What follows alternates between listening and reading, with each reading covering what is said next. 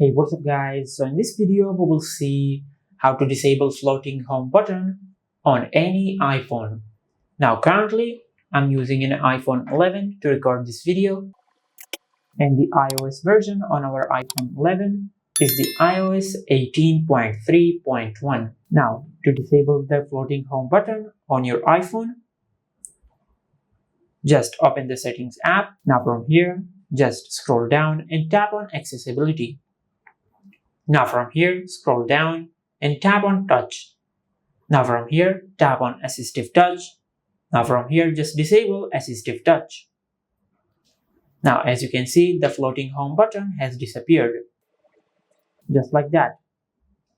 And this is how you can disable the floating home button on any iPhone. If you found this video helpful, please like the video and subscribe to our channel and hit the bell icon to get notified when we upload a new video.